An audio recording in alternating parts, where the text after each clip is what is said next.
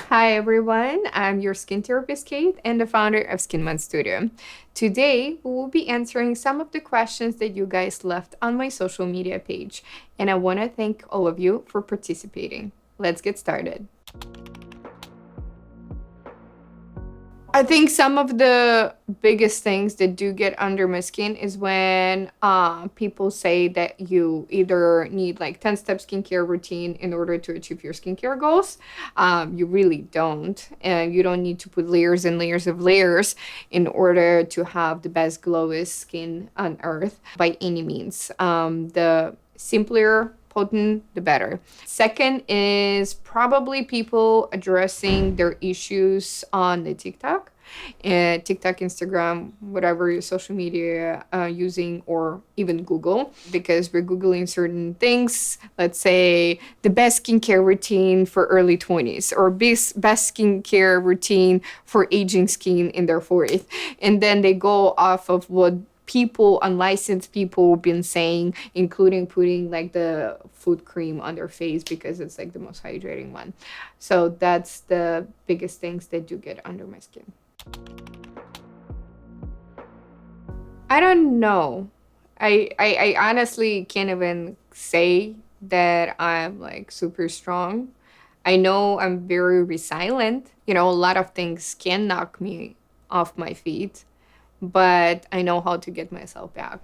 I also feel like people that tend to be on the edge of losing their life have more of appreciation and just the power to leave, and coming back from the certain situations because you see that value in life and you're trying to get the most of it every single time. So every time you fail, you know, to how get yourself back up and keep moving. So if you don't see value in your personal life, I always say then look for the people around you.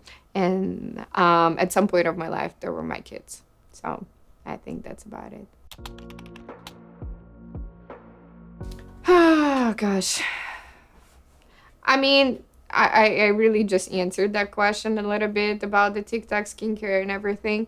Don't get me wrong, some of them are professionals that are recommending a lot of good things. You know, they do educate, they do show good skincare routines, they do explain the ingredients and the services or something you can do at home or what you should be looking for and stuff like that. So people definitely out there.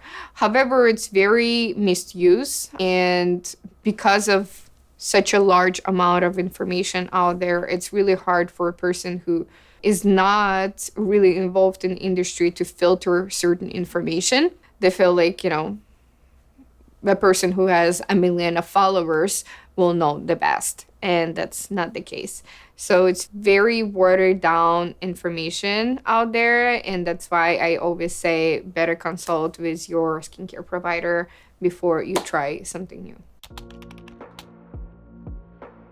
To be honest, it was very random.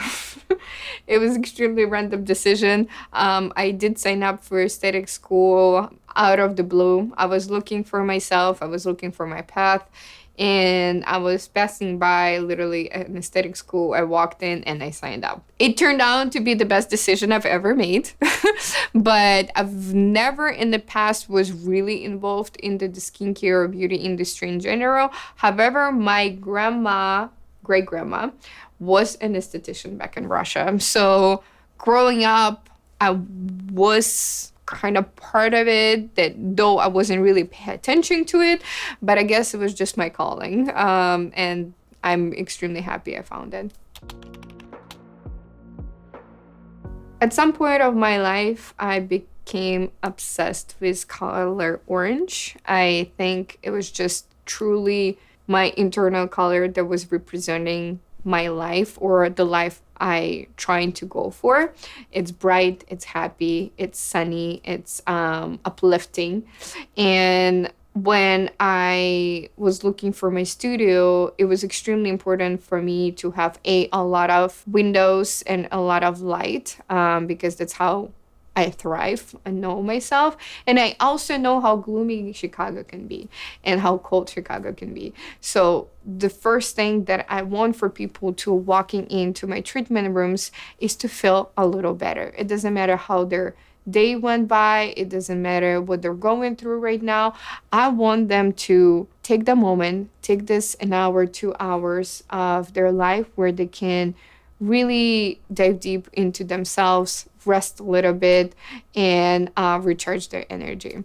So that's just that was the idea in my head when I was trying to create the decor that I have right now.